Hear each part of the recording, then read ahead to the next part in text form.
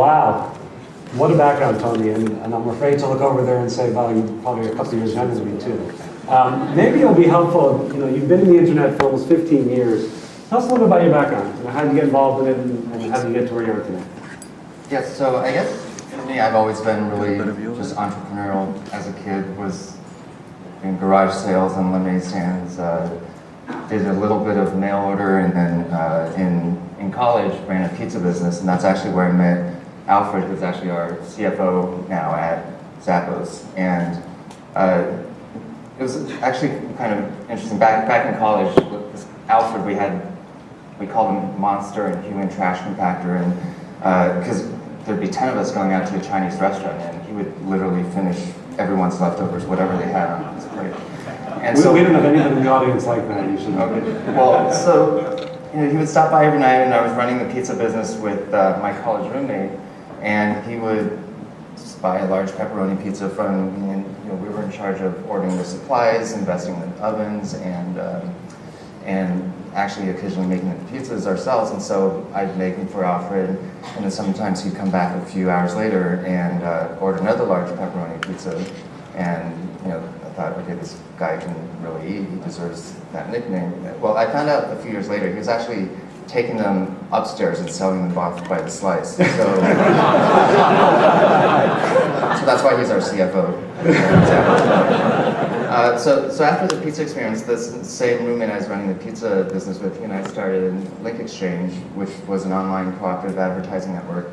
And by the time we sold it to Microsoft, we were actually, the reach of our network was actually more than Yahoo or any other single internet property back then. But one of the interesting things that most people don't know is we had about 1 million websites in our network, and website number 1 was my own personal homepage at the time.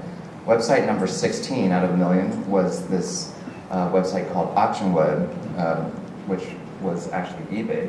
And so actually I think we both helped fuel each other's growth and got each other to critical mass because they had so many page views and we had such a wide network. So anyways, random trivia.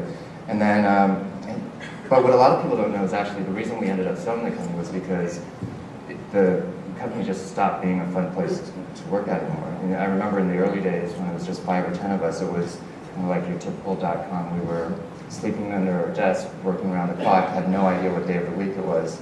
And then when we got to, we just didn't know any better to pay attention to company culture. And by the time we got to 100 people, I myself dreaded getting out of bed in the morning and was always hitting the snooze button and didn't want to go to the office. And that was kind of a weird feeling for me because this was a company that I co-founded, and if I myself didn't want to go to the office, then I wondered how all the other employees must feel. So that was actually what motivated us to sell the company to Microsoft, which from a financial point of view turned out great, and we ended up, Alfred and I got together and we ended up investing in a whole bunch of different internet companies, amongst them Ask.Jeeves at the time, which I guess is Ask.com today, OpenTable, TellMe, Fonda Music, and Zappos just happened to be one of them.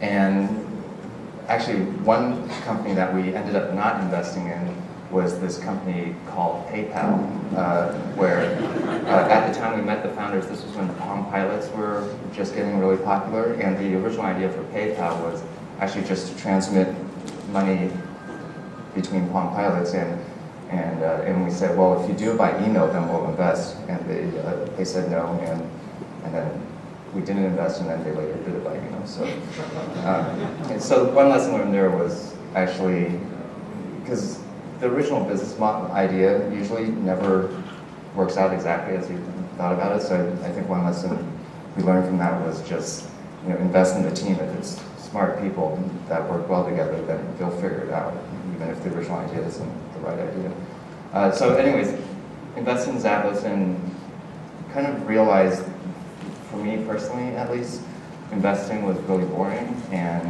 I really missed being part of actually building something. And so within a year I joined Zappos full time, and I've been with Zappos for the past 10 years.